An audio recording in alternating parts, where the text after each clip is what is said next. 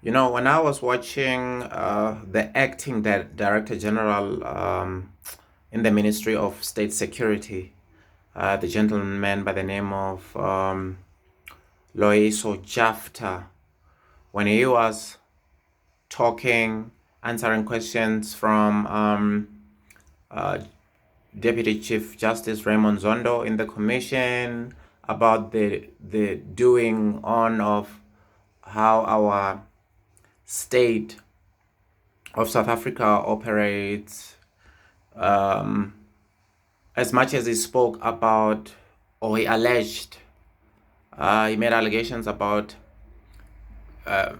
chunks of money, obviously, which was doing the rounds, given the fact that obviously this is the state security.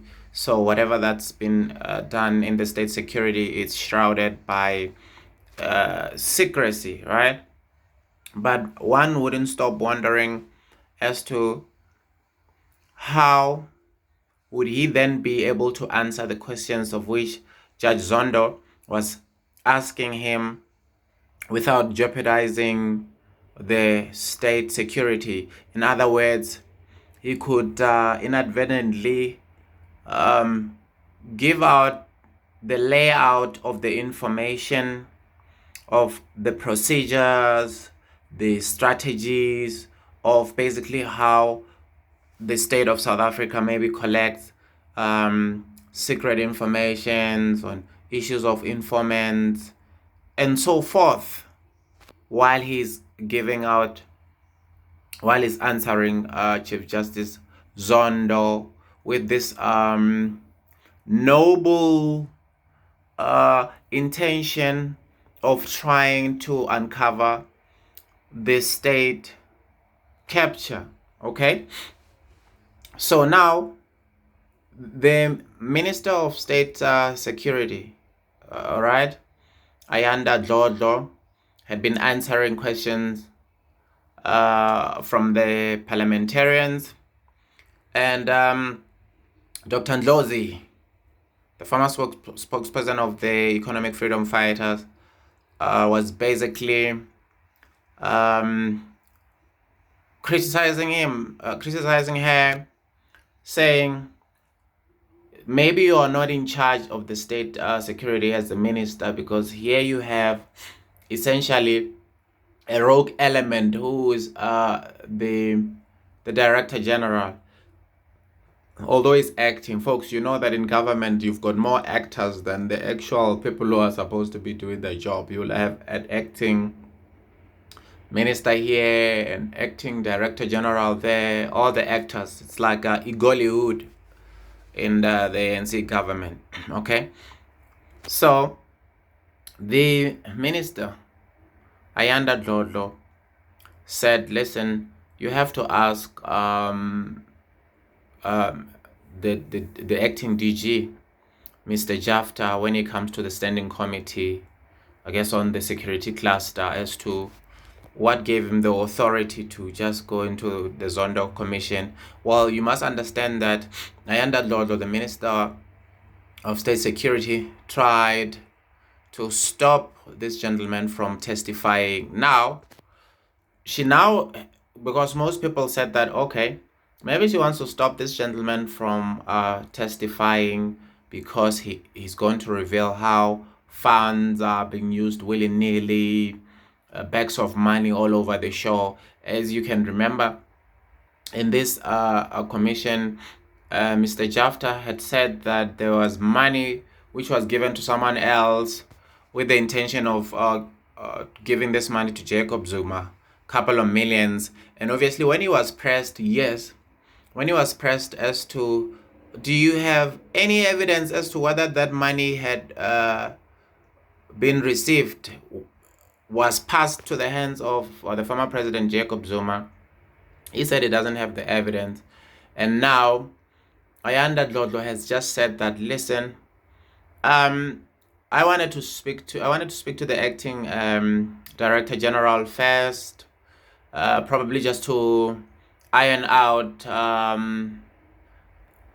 how that maybe the answers would or then be able to be made without having to compromise the state securities, protocols, and so forth.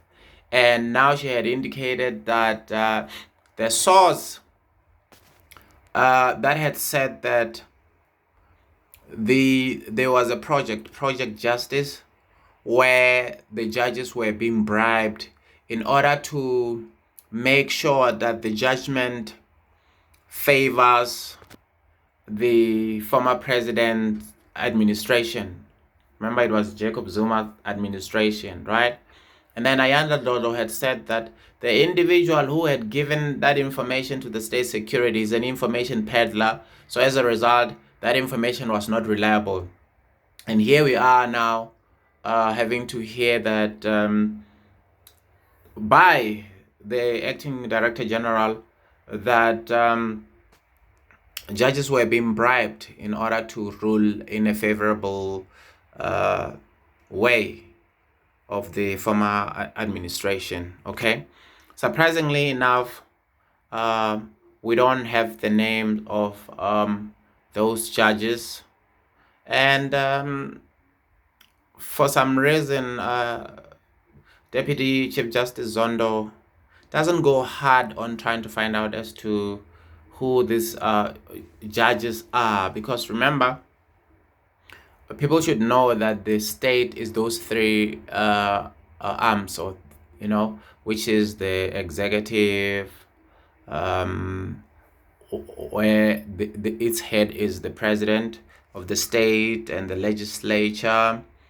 in terms of the members of parliament, and the NCOP as well, the lower level, and the other third leg would be the judiciary, that comprises of judges, magistrates, and so forth.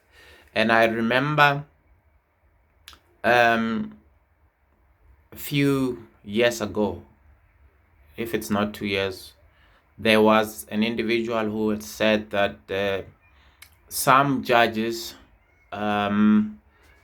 houses were being upgraded by the Busasa company's folks, at a high, obviously exorbitant amount, where in this situation you find that they could be compromised.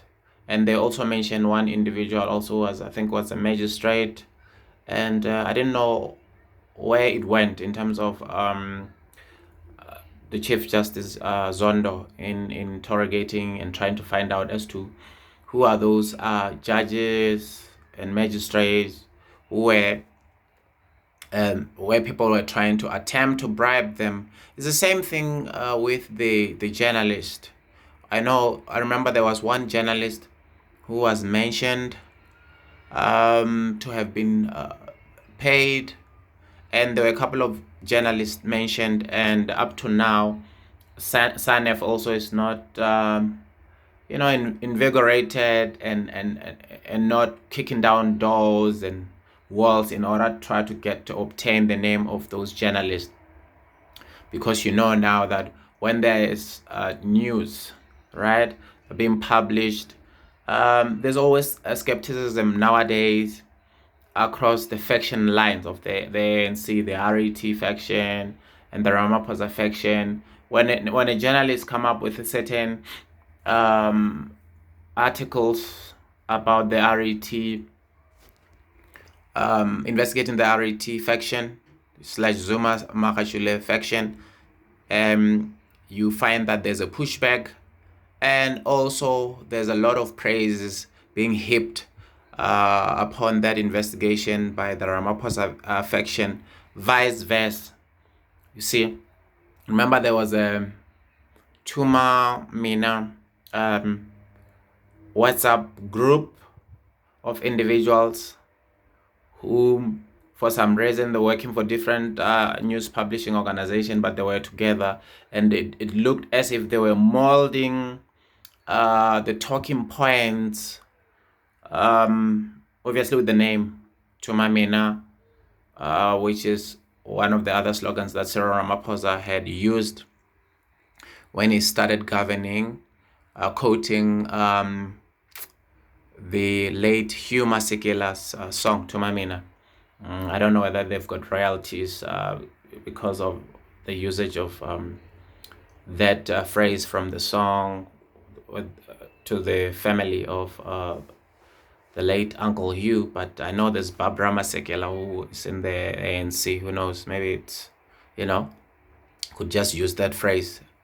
And so at the moment, this is where we're having a problem where there's an allegations against the media, and allegations against the judges, and you find that nobody comes forward giving names so that the judicial system does not have a blemish.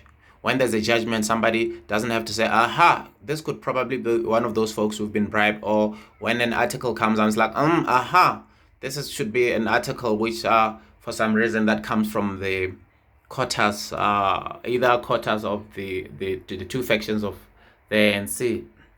And we'll see. I just hope that there will be a guideline in terms of the state security, sorry, of balancing, giving out information to fight corruption and fraud, and as well as not giving away the method of investigations and the procedures that could compromise South African sovereignty and security. So I hope this issue will be ironed out. By the way, my name is Mamuji, and thanks for watching the Mamuji Show, and I'm out.